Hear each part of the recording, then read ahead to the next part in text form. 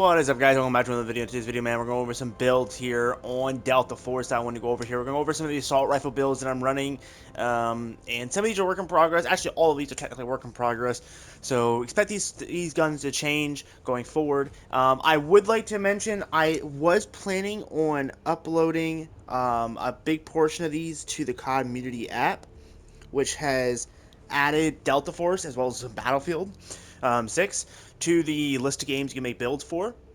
Unfortunately, at the current moment, Delta Force guns are not able to be saved. I don't know why. You can go in, you can hit long range, short range, whatever, and then you can put the name, but you cannot put the attachments and you cannot publish. So I don't know if that's a glitch on the app that's not been fixed yet, but we'll have to wait and see. But for right now, I'm just going to do this by based off videos, and we're going to number them by the ARs. So I do like Delta Force, loadout builds, ARs, etc., etc. So you guys will be able to track this, and this will all be put in the Delta Force playlist as well. So you guys will be able to track this as well. So first up on our building block of guns is going to be the Kar 15. Now this build's pretty simple. I'm running base plates on all my rails except for my upper rail. Barrel, I'm running the carbon fiber. Muzzle, right now we're running the practical suppressor. Bipod, RKO grip, just a speed mag, then a 45 round extended mag, phantom rear grip, and the shadow buffer stop, as well as this Cobra sight.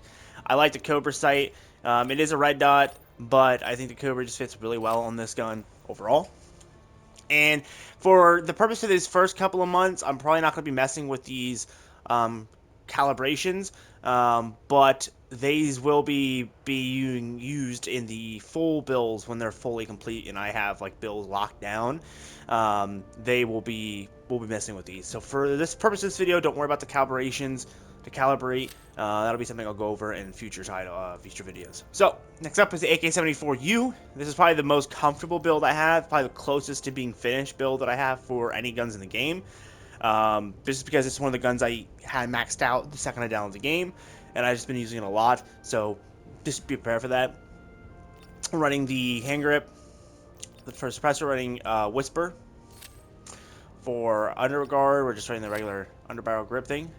We're running a floor grip, which is called the collapsible bipod grip, which is actually something that I'm probably not going to run because I believe these two things and these two things are only used when there is a bipod attached. So for the purpose of this video, probably switch to the RKO grip. This will be something I'll probably mess with. I don't think that bipod grip thing works without a bipod, but I'm not 100% confident in that.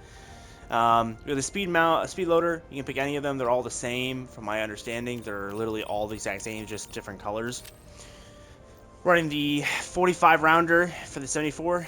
We're running the AK skeleton style grip, the shadow buffer tube stock, and then we're running just the mini blue dot sight, which is this one right here. It's a mini red dot, but you can have it in blue.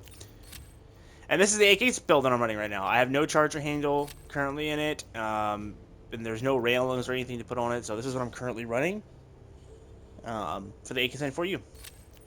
Next up, we have the M16. This is the M16 I've came up with so far. This one's a little bit different because I made this a heavier build. This is for more of a medium to longer range firefights. I wanted to just mess with the M16 because I feel like it's a gun that, if you're running M16, you could just run a Kar 15 or the M4A1.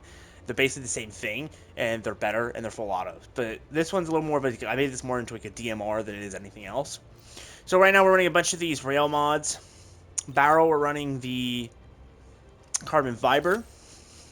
For suppressor, we're running the silent suppressor. We're running a bipod on it. We're running the resonant ergonomic grip. We're running the 45 rounder. We're running the Resonant 2 stock kit. And then we're running a off-site red dot and then a ACOG here for the primary scope. Pretty simple. Maybe this is a little bit heavier. It's a heavier feeling rifle. It takes a while to kind of aim in a little bit, so it's not meant for close quarters. It's meant for farther range.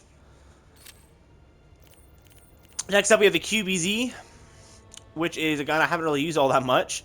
As you can tell by the level up here, it's only level 33. We have a longbow platform kit. We have the on-site red dot, which actually is a green dot.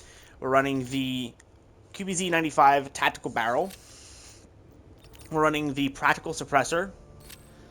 We're running bipod and the floor grip. Now, you'll take notice a lot of my builds are running bipods. Now, you don't need to run the bipod, but I like to have the bipod just because you never know if you're wanting to mount up on a structure, like a window or sill or something. And plus, this game has no negatives to running a bipod. As you can see, there's really no negatives. You lose a little bit of handling, but that's only, if this is correct, then this is only when you have it retracted. So you could run around with the bipod deployed, but it's just kind of up to you. I like running the bipods. I don't feel like that handling negativity is that much, especially since I'm running things that counter the negativity of the weapon handling. So, you know, that's just my opinion. I think having the mods, the bipods on are cool. I think maybe as time goes on, my opinion might change. So you might see some of these builds lose their bipods depending on the gun. Just kind of depends. And then we're running the 30-round magazine. The rear grip, we're running the M7 stable rear grip. No cheek pad currently, but I might put this on. For the purpose of this video, we're going to toss that bitch on. But I haven't really been messing with this build with the cheek pad, so this could affect the gun either in a positive or negative. But the fact that it has no negatives, I believe, right now, says to me that this probably will be more of a positive effect, so you can run that if you want. Right now for the optic, we're running the on-site red dot. Again, it's a green dot, but it says red dot in the title. And yeah, that's the QBZ build that I've been running. Pretty self-explanatory. Most of my builds are going to be kind of the same layout overall. Next up, we don't have a whole lot of ARs. We have a whole lot of things, but we do have a whole lot of ARs to go through here. So what we'll do is we're going to stop about halfway. So we'll stop about like the M4 or something. We'll stop.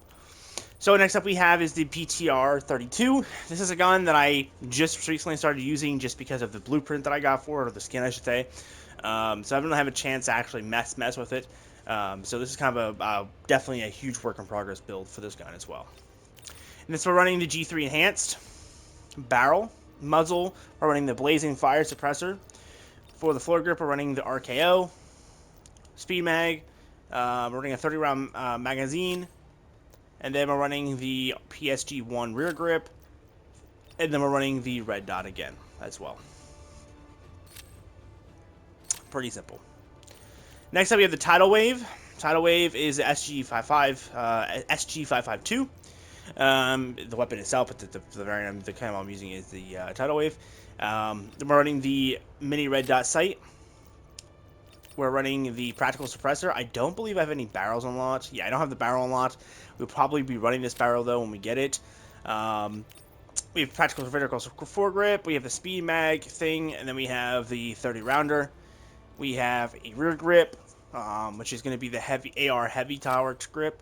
And then the stock, we're going to have the practical light stock as well. So this is kind of the basic build I'm running right now. This gun really doesn't have all that much customization to it, at least not until we get that barrel. That barrel has railings on it, so we're going to see a lot more options open up here for this gun once that barrel is unlocked.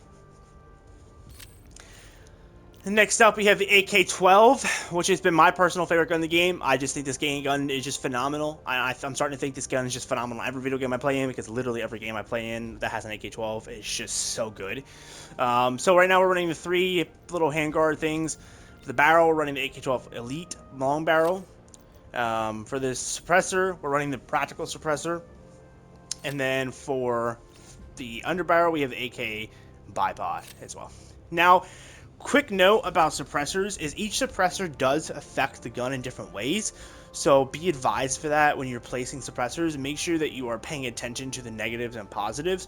You never want to put a suppressor on that's going to hurt your damage or your range, okay?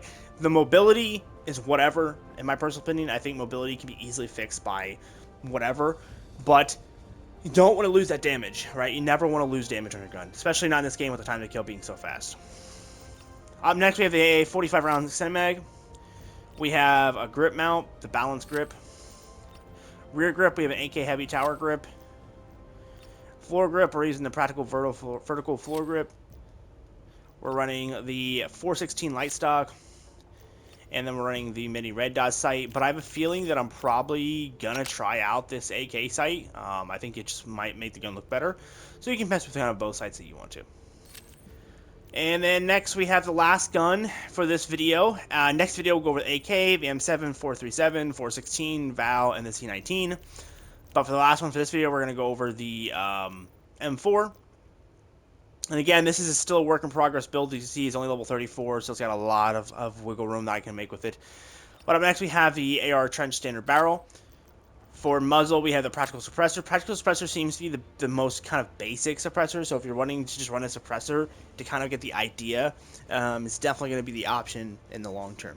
We're running the bipod, we're running the VFG Night Grip.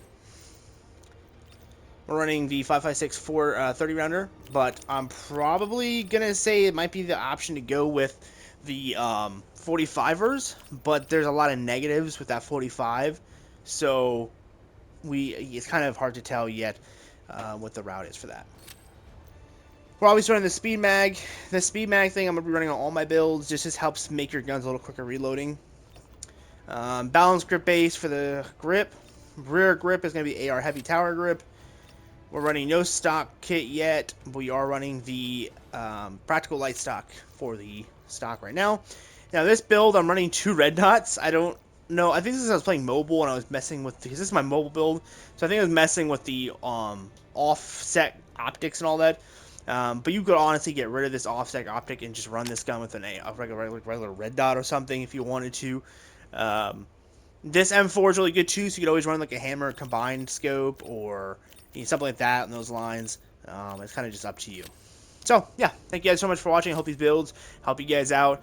If there's any builds that you're wanting to see, because there's tons of guns in the game, so let me know if there's any specific builds you're wanting to see. And, yeah, we'll be uploading the second half of this soon. And then we'll go to SMGs, AR, shotguns, and marksman rifles, snipers, etc. And, yeah, hope you guys enjoyed this, and I hope this was helpful. And I'll see you guys in the next one. Peace.